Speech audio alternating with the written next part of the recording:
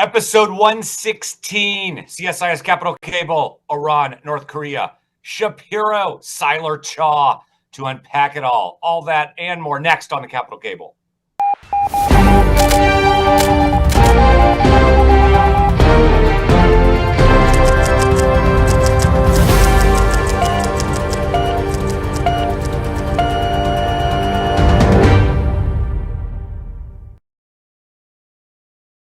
All right, good evening to those of you in Korea. Good day to those of you in Washington, D.C., and good morning, whatever, to those of you around the world. I've already botched the opening. Welcome to the CSIS Capital Cable, episode 116. This week on the CSIS Capital Cable, Iran, North Korea, implications of the U.S. and Israeli strikes on this really important topical question. And with us here today, perfectly positioned to discuss, unpack, analyze, provide insights to this, again, really important question. We have with us an all-star panel composed of Ambassador Dan Shapiro, Sid Seiler, and of course, Dr. Victor Cha. Let me introduce them one by one formally to get us set for what will be a great and enthralling episode here today. All right, first, Ambassador Dan Shapiro, Distinguished Fellow at the Atlantic Council Scowcroft Middle East Initiative. Prior to that, a battery of U.S. government service spread out over 3 administrations, Deputy Assistant Secretary for the Department of Defense for the Middle East, and also served at the State Department for doing regional Middle East integration under the Biden administration. Under the Obama administration, U.S. Ambassador to Israel, Senior Director to the Middle East at the NSC. Also worked in the Clinton administration as a Director for Legislative Affairs at the National Security Council as well. Time on the Hill, Bill Nelson, Legislative Director. Dianne Feinstein, where I met Dan in my very first job on Capitol Hill as the Foreign Policy Advisor when she was on the Foreign Relations Committee, and a host of other think tank experiences, including time as a distinguished fellow at a think tank in Israel, as well as private sector experience. Dan, Ambassador Shapiro, welcome to the show.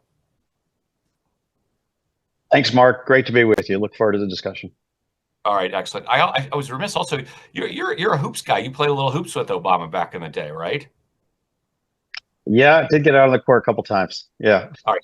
How'd you do? You got a jumper? What you got a hook? What's kind of your game on the blocks? It's always a question. Do you want to be on his team and run the risk of blowing the layup, or do you want to be on the other team and run the risk of fouling him? I made the layup. We worry about the same thing here at CSIS with Victor. So anyway, all right, excellent, outstanding. All right, let me come back to Sid. Sid, everybody knows Sid. He's with us here at CSIS as an adjunct, providing excellent analysis advice, including really great podcast recently where you moderated some domestic issues in South Korea with Victor. Well done there, Sid. Check that out online. But of course, Sid, 40 plus, almost nearly 40 years. I always get this wrong. Nearly 40 years in the U.S. intelligence community, including time at the NSC, DNI, Central Intelligence Agency, USFK. Sid has done and seen it all. Sid, welcome back to the show. Thanks so much, Mark. All right, excellent. And Sid, I was also remiss. You've also held a number of different policy positions at the State Department and NSC. Right. Any sports outings with presidents in your background? No, I kept waiting for the invite to the Obama pickup game, but I certainly didn't have the qualifications to get there. But I played hockey. That's right. You're a hockey guy. That's right. You're a hockey guy. Yeah, and so we just need, I think we need, maybe that would have been the Mark Milley connection, right? Had you been at the Joint Chiefs of Staff, he's a Princeton hockey guy too. So, right, all right, outstanding. We got that. Also, I think people were worried about your agency background, about getting cold bumped on the basketball court, but I digress. I'm joking. All right, excellent. All right, last but not least, Victor Cha, fresh off of a trip to Korea, where he did get to visit the Doosan Bears, my favorite team. But of course, everybody knows Victor's background. It's stellar, extraordinary. Vice Dean Emeritus at Georgetown University, and of course, a professor there. He's president of the geopolitics practice here at CSIS, where he also runs the Korea chair. Bush NSC, the Defense Policy Board under President Biden, and of course a range of other publications, and which we have seen him on the show actively promoting his book with the government of Spain as well. Victor, welcome back to the show. Thanks, Mark, and it's great to have Dan and Sid on the show with us as well. And that's right, I was in Korea and I was at a Doosan. We were hosted by Doosan for a game that got rained out, but we got to hang out in the stadium. So, hey, I'll take it. Jamsil Yagujang is quite a place, quite an experience. And my sports intersection with Victor, when I was serving as ambassador, and Victor, you called to use the tennis court, actually, because your son is an avid and an outstanding tennis player as well. So we have sports intersections all coming together here. And Victor has a great book on sport in Asia as well. So outstanding. All right, deadly serious topic. We're going to lift and shift into, I think, an issue that is of real interest to our audience that follows this program here today. And we've got with us, as I said, an outstanding panel to walk us through this: Iran, North Korea. And we're going to really dissect two parallel streams here, and we're going to come back and forth between them. One is the technical cooperation side, and two is the geopolitical security implications as well. But to get us into the issue, we're going to come first to Ambassador Shapiro. Dan, would you mind us? This audience doesn't necessarily follow the Middle East as closely as you do. Can you give us a bit of an explainer on the current state of play in the Middle East and walk us through the events that have led us to this point? Dan, again, welcome to the show. Thanks, Mark, and thanks to everybody for joining today. Right, so of course, early in this administration, President Trump announced his desire to negotiate with Iran on their nuclear program. Recall, of course, that in 2015, President Obama had signed the 2015 JCPOA, Joint Comprehensive Plan of Action, which would have kept Iran at approximately a year's distance from a nuclear breakout, defined as that distance to be able to enrich sufficient highly enriched uranium for a nuclear weapon, and to keep them at that distance for about a decade or a decade and a half, with a range of other restrictions that would gradually relax over that period of time. And there was significant sanctions relief associated with that deal. In 2018, President Trump withdrew from the deal. He declared it a bad deal, decided he was going to try to negotiate something new. No real negotiations ever happened. And over the years since then, Iran gradually began to exceed the restrictions of enrichment that were under that deal, as well as the installation of their advanced centrifuges, also, which would have been prohibited under the JCPOA. That happened during the first Trump administration, more during the Biden administration, and even more during the first months of the second Trump administration, to the point where about a little over a month ago, the IAEA documented, they have inspectors on the ground in Iran visiting all of their declared nuclear sites, that Iran had 10 bombs worth of highly enriched uranium to 60%, that it could, in a matter of days, enrich to 1 bomb's worth, and over a few weeks, multiple bombs worth. So we were really at a very critical moment. President Trump arranged, in part by his military action that was already ongoing against the Houthis in Yemen, focus the Iranians' mind on not dragging out getting to the table. They got to the table in April. He said there would be 60 days that he wanted to use to try to reach that agreement, and negotiations were underway. The administration was a little bit uncertain about its exact goals in those talks until several rounds had already passed, when they finally settled on the goal of no enrichment as the standard that they were looking for. The only way they felt you could permanently prevent Iran from having the capacity to get a nuclear weapon. Iran rejected that. They always have. At the 60-day mark, more talks were scheduled, but the Israelis, who had seen a window of opportunity to strike the Iranian nuclear targets after they had disabled Iran's S-300 air defenses that Russia had provided last fall following Iranian strikes against Israel, and of course the dismantling of Hezbollah, the main Iranian proxy in Lebanon that was always Iran's deterrent and second strike, capability against Israel. Israel didn't feel it could wait. So Prime Minister Netanyahu told President Trump, I'm going to go and open these attacks on June 12th. President Trump could have given a red light, I suppose. He did not. The Israeli strikes began and had very significant success in the early days. They eliminated a number of senior Iranian military commanders, Iranian Revolutionary Guard Corps commanders, nuclear scientists. They struck the Natanz enrichment facility, the above ground enrichment facility, and then at least did some damage to the underground facility there by cutting off the power supply. They struck at the Esfahan nuclear complex. But the main question, and they were striking ballistic missile launching and stockpiles, as well as air defenses, and really within 24 hours established air superiority over Iran.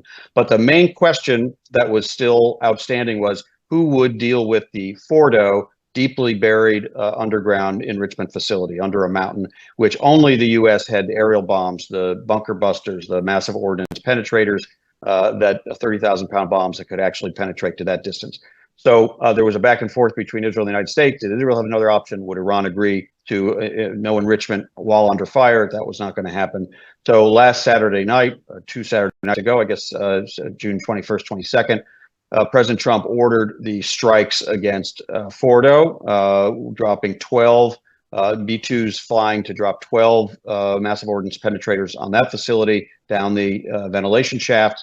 As far as we know, those bombs hit their targets and performed as expected, probably causing very significant damage, probably to make that facility unusable, and certainly the centrifuges, the sensitive centrifuges within it.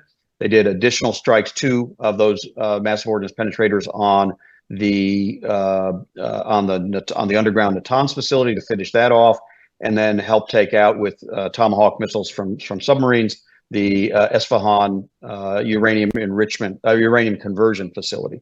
Now, where does that leave us? What that leaves us is a big discussion over what was the battle damage assessment, how much damage was done at Fordo, at Natanz, at Esfahan, and how far back does that set the Iranian program? And of course, this has become a bit of a political football. President Trump immediately came out within hours and said, we've completely obliterated the program. There seems to be some pressure on others in the administration to adhere to that description, even while intelligence takes time, days, even weeks, to really come in and find out exactly what the damage was. And the most important thing is to get the IAEA inspectors back to those sites to determine exactly what has been damaged. The risk is that Iran still probably retains the 60% enriched stockpile, that 10 bombs worth about 400 kilograms of that material. And if they have any site where they could install some centrifuges, even a limited number, perhaps underground, they have other underground facilities such as in Isfahan, and do the enrichment, they could actually rush toward the breakout standard of enriching a bomb's worth of 90% HEU. So there's a need for visibility. There's a desire to get them back into negotiations, and of course the Iranians are dragging their feet, coming back to the table and saying, well, we'll see, and also giving the inspectors visibility. On the weaponization side, and that was what had always been, it was what was maybe the trigger in a way for the Israeli action, was the sense that Iran was shortening the distance of time it would take them to actually build a nuclear weapon separate from the enrichment process, if and when they got that instruction from the supreme leader. But what the destruction of the uranium conversion site at Esfahan probably puts time on the clock for that. So the question is, how much has Iran's program been set back? 6 months, a year, 2 years, some period of time, no doubt, because of this damage. But if they have the motivation, and in some ways maybe renewed motivation because of the sense that they didn't have the deterrent that a nuclear weapon might have given them, so maybe drawing some lessons from the North Korea example, which we can get into, as opposed to the Libya example, which negotiated away its nuclear program and then saw its regime come down. There is certainly going to be some debate within the Iranian system about perhaps this demonstrates the need for this capability and the possibility that they're going to actually rush to it outside of negotiations with inspectors not having visibility. So a lot of question marks about how we consolidate what were clearly some impressive gains from these military strikes by the U.S. and Israel, but to ensure that the actual goal of keeping Iran at a safe distance from a nuclear weapon is sustained. I'll want to pause there, Mark. Outstanding, Dan. Let me. I'm going to come back to you quickly on what next. But Sid, you have long service in the intelligence community. Talk to the viewers on two narrow questions. One, how long does it take to get an accurate a BDA basically workup done? To answer the question that Dan posited, that everybody in Washington is talking about. And two, what might we find in terms of North Korean cooperation at a technical level that's basically under the hood as we sift through the pile here? Sid, the floor is yours. Well, Mark, when it comes to battle damage assessment, it's kind of like missile analysis after launch. You have to ask yourself the question: do you want it fast or do you want it good? Because there's so much involved in doing this type of analysis, and of course, you think of BDA in the midst of battle, where you're making split-second decisions at times about follow-on attacks, and trying to assess what impact on the battlefield the action you just took will have. You can take some risk in rushing the analysis, trying to get something fast, with all the requisite caveats on where it might be wrong. And of course, a mature customer will get that and say, okay, great. I understand as of July 1st, 2025, this is the assessment, but let me know what it's like in a day, in a week, etc. And, with something like these facilities, underground, complicated layout, technical in nature, I mean, in addition to the imagery, you'll want to get people who are on the ground firsthand, or maybe have some type of signals intelligence on people reporting, aware that, all that can be disinformation as well. So it just takes some time. And the good thing is, I think right now, if we get beyond the issue of asking immediately, was this worth it? I think there's a universal recognition that damage has been done. We've slowed, if not halted, if not impeded the program for some time. And it may be that if we really want to prevent the Iranians from ever enriching again, that we have to have, not us necessarily, the United States, Israel, others, would have to have follow-on type of strikes. Or conversely, stop the remainder of the program by coming back to dialogue that negotiates the path down there. As far as what let me stop there, because I want to come. I know I asked you two questions, but I want to go back to Dan because you teed it up perfectly to him, and then I'm going to come back to you on the technical thing. Dan, what is next? Sid outlined it perfectly. What's next? What do we do? How do we keep this sustainable? Then Sid, I'm going to come back to you in just a heartbeat here. What the administration is trying to do is to draw the Iranians back to the negotiating table, basically the same kinds of negotiations that they were having even before the strikes, as well as to get IEA inspector access to all of these sites to help us with that BDA.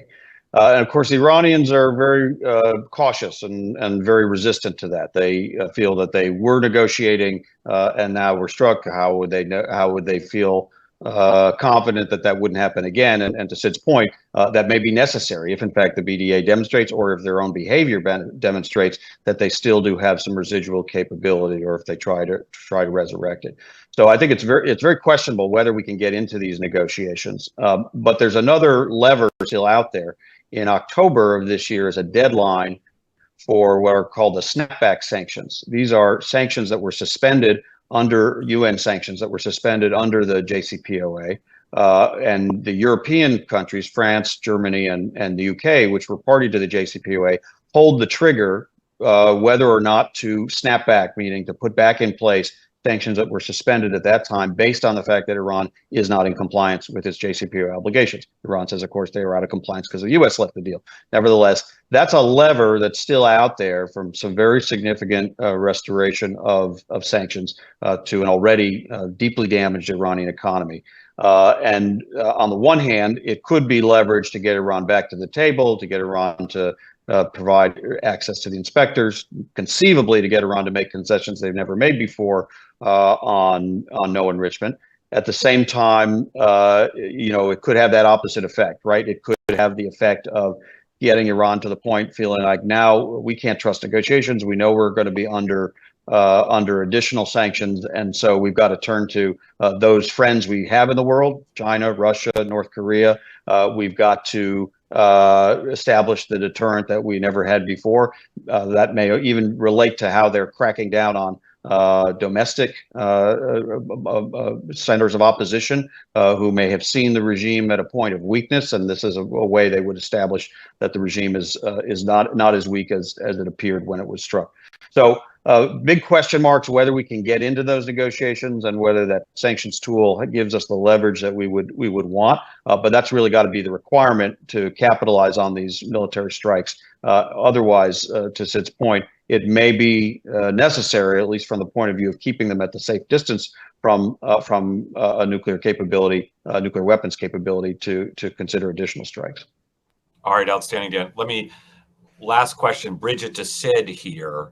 Talk to us a little bit about some of the lessons or thinking in the Israeli mind, and perhaps other Middle East, other countries, other nations, other governments in the Middle East, about the lessons learned from the state of the DPRK program today as it applies to the Iranian program. And I'll just posit here the desire not to allow the Iranians to basically turn into a North Korea program. Right. This is all tied to, in some way, the risk of inaction, right? When the United States and the Republic of Korea pursued dialogue with North Korea, dialogue that skeptics at the time, and, hindsight's 2020, I admit that, but skeptics at the time said, even as we were entering this agreement, first the agreed framework and then others, North Korea was pursuing covert uranium enrichment capabilities that proved North Korea was an irreversible nuclear power. There was never any real will to take any of the more riskier options, whether it was, the discussions over military options in the 93-94 time period under Bill Clinton, in the early Bush years, 2002, 2003, or, even during the Trump administration.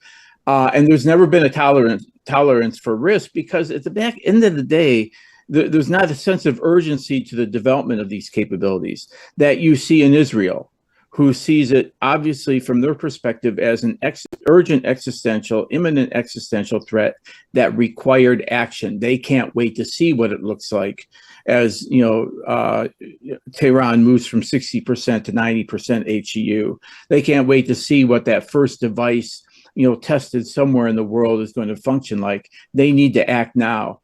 And so, can I come in on one point too, back and just to dovetail what Dan, to pick up what Dan said, the Israelis saw a window, right, in terms of the disabling, among other degradation of, I guess, Iranian instruments of military power.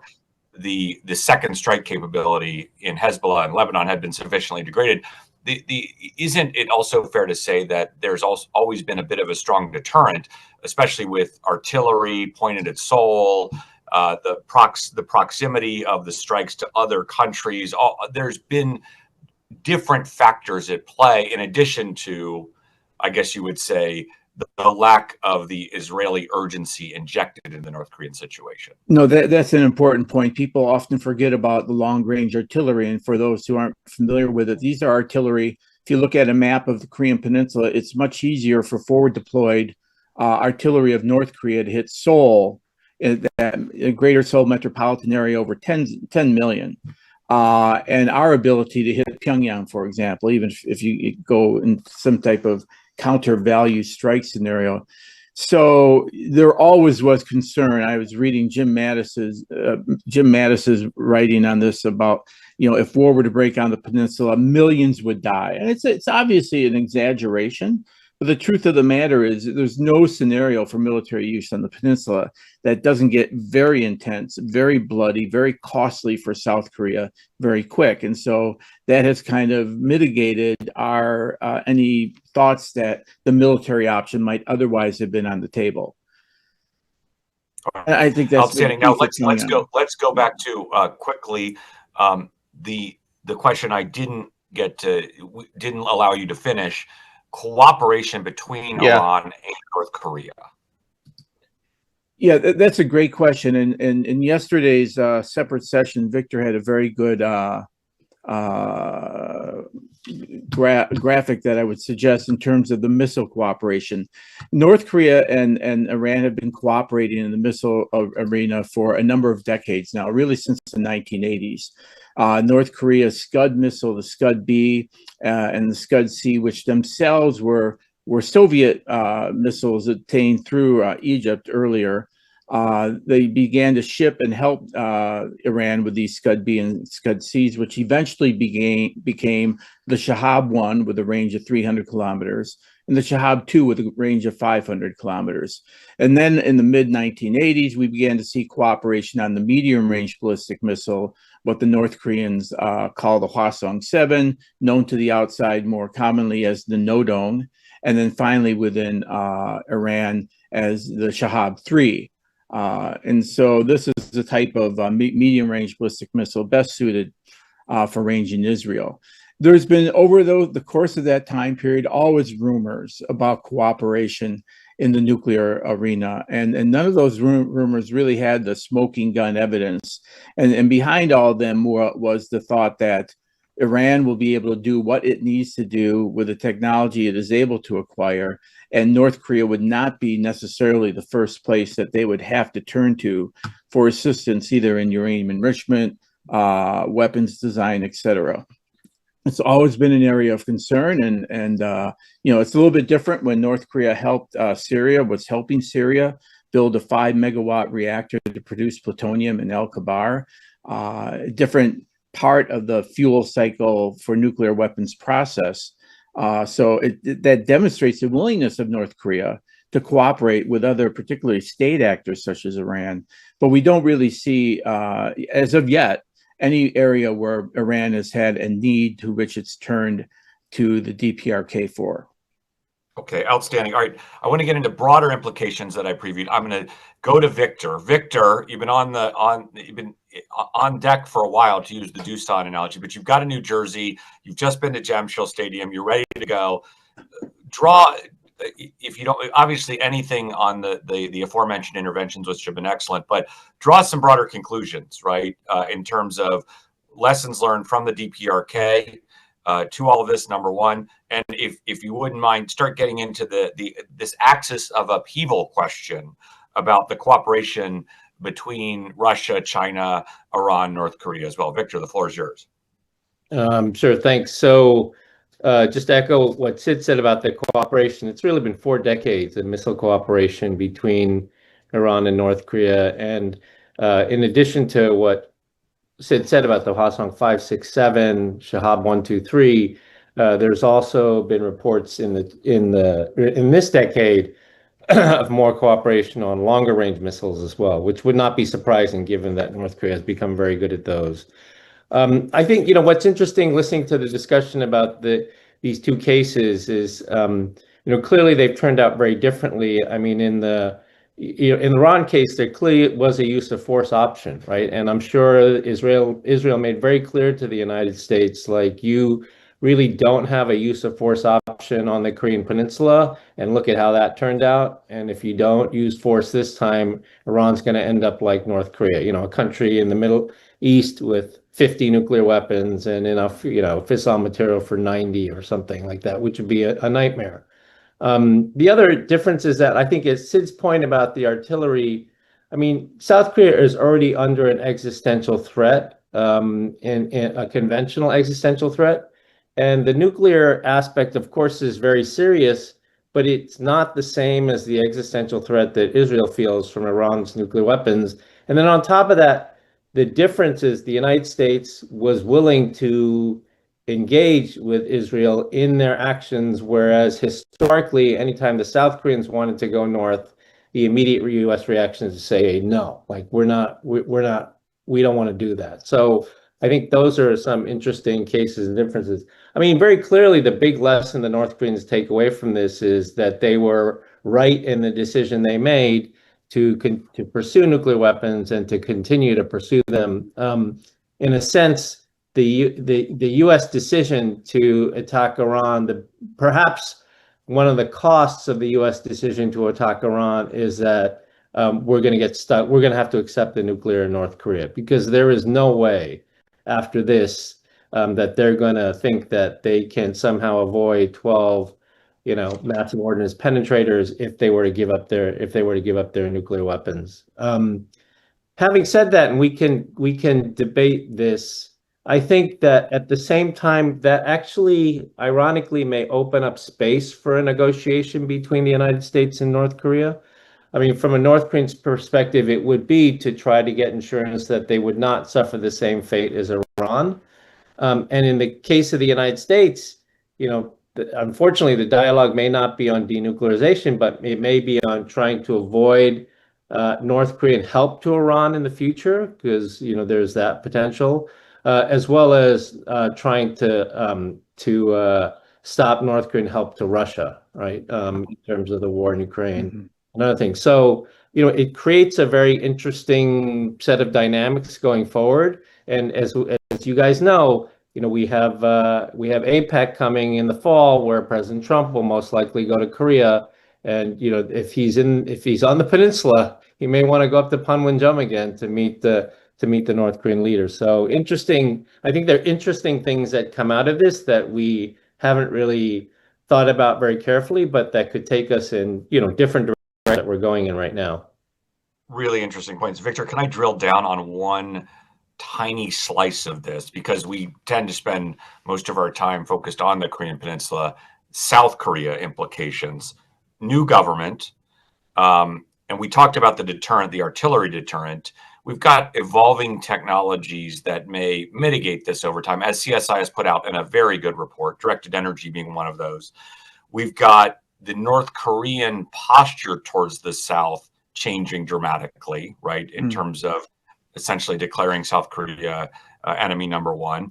And then, of course, we've got this increasing, I would say, dialogue, if not demand signal from the South about its own nuclear program, right? And what do you think this does specifically to some of those and possibly other elements that are extant within the US-ROK alliance in the discussion there? So I'll just say two things for brevity's sake. The first is, I think that the South Korean desire to pursue nuclear weapons, I think, is keyed less to the strikes on Iran and more to the level of U.S. commitment to the peninsula. So in other words, the fact that the strikes on Iran may reinforce to North Korea that they will keep their nuclear weapons is not new news to the South Koreans. I think they just assume they're going to keep them. So that the desire to pursue nuclear weapons is really more a function of the reliability of the United States, the U.S. commitment, the troops, whether we pull a brigade out unilaterally, all these sorts of things.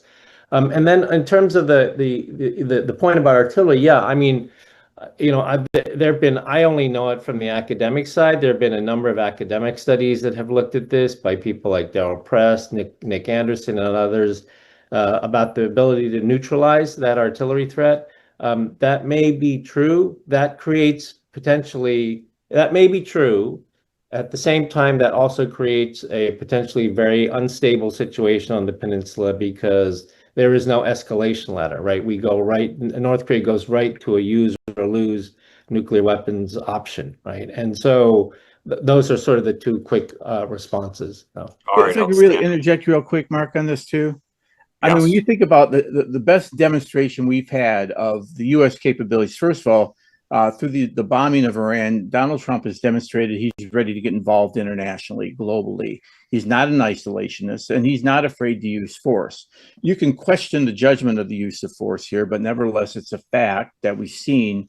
And so when North Korea sees the United States acting, it has to know that comes into play as well. Also, these B-52s flying that full distance back and forth, dropping 14 bunker busters, it shows a capability that while it may not bring North Korea to the negotiating table, it'll keep North Korea away from the war planning table, and that it's got a significant deterrence effect going down beyond the immediate question of whether it shakes Kim to his senses or not. Gotcha. All right, outstanding. All right, I'm going to pan back to Dan, back to the Middle East. Dan, question, I threw the ball to you. I kind of put a jump ball up on, and I think Sid got the tip on the ball here on the earlier question. The Middle East, how it's looking at DPRK, right, in terms of lessons learned, and perhaps put it in this context going forward, right, in terms of we have the strikes. You know, a rationale for the strikes might have been we can't let it get to North Korea. But how about now in terms of potential follow-on strikes, potential negotiations? How does the DPRK lesson shape the follow-on actions and or strategy going forward? Dan, the floor is yours. Thank you. Yeah, so a lot of the history of the DPRK program hangs over the Middle East in multiple different dimensions. We just briefly mentioned earlier, the Iranians know the history of the DPRK program and the Libya program, and the lesson that some of their leaders have thought about and may now even think about more intensely is that the program that advanced to the maturity that the DPRKs did gave them an immunity and gave them a deterrent that has protected the regime, whereas when Libya negotiated away its program, ultimately it didn't have the protection that Gaddafi would have wanted to save him when his regime was under threat. There's even a Ukraine version of this discussion about Ukraine having negotiated away its nuclear weapons at the end of the Soviet Union and then being vulnerable to the Russian invasion. So that's one part of this discussion. Another is from the Israeli side, the conclusion that the missed opportunity to strike North Korea in the 1990s or otherwise negotiate away their ability to achieve a nuclear weapon is a lesson learned that has to be avoided. That scenario has to be avoided in the Iranian case. I'm not as familiar with all of the history of the agreed framework and then what happened between the Clinton and the Bush administration. But from the Israeli point of view, you know, the Iranians were trying to build a North Korea model of having the Hezbollah as the threat of hundreds of thousands of rockets fired against Tel Aviv, just as that artillery is facing Seoul from North Korea as the deterrent to protect their nuclear program. But the nuclear program, they didn't want to get it as advanced. The Israelis didn't want to let that program get as advanced as ultimately Pyongyang's did. So that's another bit of this history. And the third is, of course, the history that Sid referenced, which was Iran's assistance to Syria to build its nuclear reactor that Israel destroyed in the 2007 airstrikes. And because because North Korea has been such a partner to Iran in the ballistic missile program, that was also referenced, there's no reason from the Israeli point of view to not ask the question under the current international situation with the Russia, Chinese, Iranian, North Korea sort of loose alliance, with them all helping each other in their different conflicts and their different challenges to the United States and to the West. Why wouldn't North Korea consider providing assistance to Iran on the nuclear program? Now, in this case, it wouldn't probably be on enrichment because the Iranians have largely mastered that. They have we assume, they haven't revealed exactly where its whereabouts, but we assume they still have the 400 kilograms of 60% HEU and probably the ability to manufacture some advanced centrifuges and resume that enrichment to weapons grade if they so choose, and we might have to intervene to prevent that. But where they may face a bottleneck is on the weaponization side. Having lost the uranium conversion facility at Isfahan, if they were looking for assistance for how would you do a shortcut to actually build a device or build a device that could be mounted on a ballistic missile, it's entirely possible that North Korea would have technology that would be relevant there. Whether the North Koreans would be so motivated, you all would know better than I. But I think that question now is going to hang very heavy over that relationship between those two countries from the Israeli and from the U.S. perspective as we try to see what course Iran is going to take.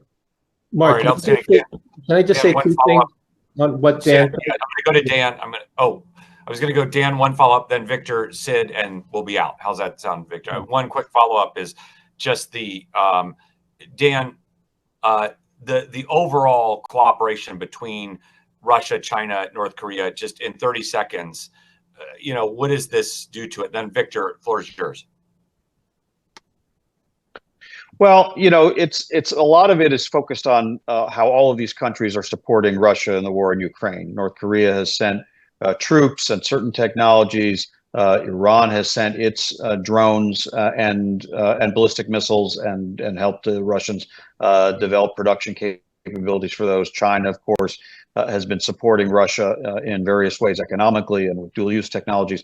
So a lot of it is geared in that direction. But the feeling of that coalition looking for ways to support each other and support each other in ways that challenge U.S. and Western interests, I think is one that doesn't have only one potential direction. And so if now Iran is the party in most conflict with the United States, it was maybe only one night, but obviously one very intense action. And if those countries want to demonstrate that there is some counter to that demonstration of American power, you certainly, and gain leverage in their own negotiations or points of confrontation with the United States, you can find a logic to where going beyond previous areas of cooperation, such as in ballistic missiles, might resonate with those countries. And again, I'm thinking about it both from a U.S. perspective, but also how the Israelis are looking at it. They're going to assume the worst, assume that coalition will find a reason to cooperate even in new areas that they haven't cooperated previously. And in any case, they don't have a margin of error to wait and see if it happens. Excellent. All right, Victor. So 2 quick points on Dan's very good last set of comments. The first is that we also need to consider what DPRK, we've been talking about what DPRK learned from the strikes. We should also talk about what DPRK will learn going forward. If, for example, we find that these massive ordnance penetrators do not obliterate the program, right? That they have hived off the HEU someplace else, that the program has been set back, but it's somewhat intact. That also sends lessons to North Korea about how, the United States took a pretty big shot at Iran and they still could not destroy the program. They could maybe barely set it back for a year. That has an impact on North Korea and how fearful they are of a U.S. strike. I mean, probably now North Korea thinks if there's a U.S. strike, then it basically means it's mutual destruction, like we're going to go. But there could be a scenario now in which they imagine they could strike us and me, Kim Jong-un, as a dictator, could still survive and reconstitute the program, right? So that's something we have to think about going forward. The other on the point about whether North Korea will help Iran, the only point I want to make here is, sure, it's entirely possible. North Korea helped Syria with Al-Kibar, as we said. There's been talk about computer simulation programs that the North may have given, all reported in the open press. But the main thing I want to say here is that North Korea currently, because of their relationship with Russia, operates in a completely unregulated space.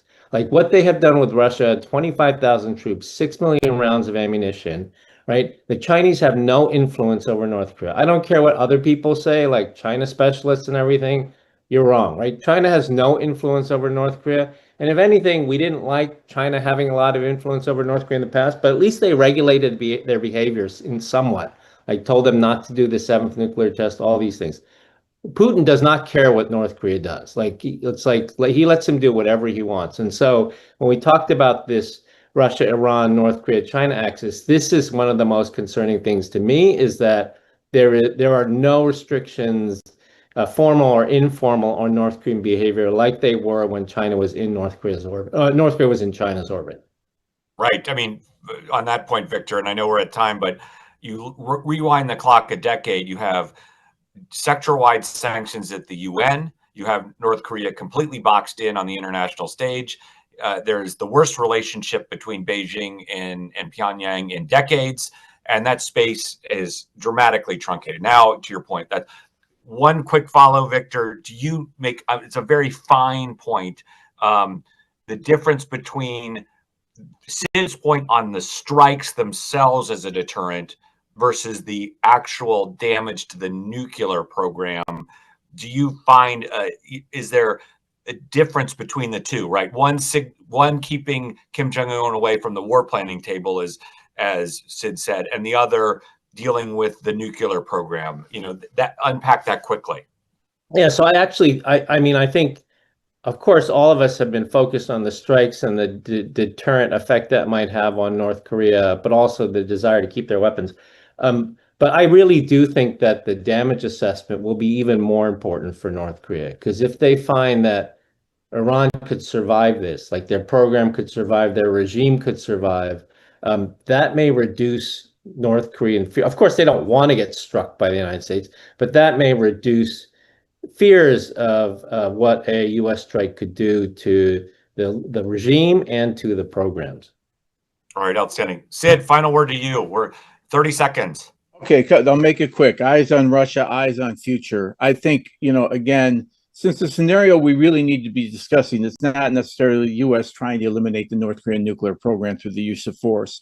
We are talking about U.S. capabilities, ROK capabilities in time of war. So whether those bunkers destroy underground HU facilities, and the question, can those bunkers find and kill Kim Jong-un? Can those bunker busters kill and hit Kim Jong-un? Eyes on Russia. What Victor said is profound, and we're thinking again. Up until now, the whole international non-proliferation regime survived in large part because there was a unanimity between the United States and Russia as to the downside of other countries getting this capability. If Russia does not care anymore, and indeed it's willing to sit by and watch North Korea support Iran developing its capabilities, or North Korea actually going and increasingly using them or threatening to use them, we have a very dangerous world going forward. So the debate needs to stop about whether this is conducive to bringing North Korea to the negotiating table. I think that train's already gone. We're moving into the post non-proliferation era, or at least the post-dialogue era, and the focus needs to be on countering the North Korea threat. All right, outstanding. Gavel down. All I can say, wasn't my follow-up to Victor's intervention also profound? All right, I guess not. Anyway, all right, outstanding. Thank you, Ambassador Dan Shapiro. Thank you, Mr. Seiler. Outstanding. Dr. Victor Cha, thank you. Outstanding. We're over time. John Hamry, don't send us a bill, but outstanding episode. Really appreciate the insights. And we will see everybody in 2 weeks. And we will have to come back to this topic because there's lots more to unpack. See everybody. Bye-bye. Bye.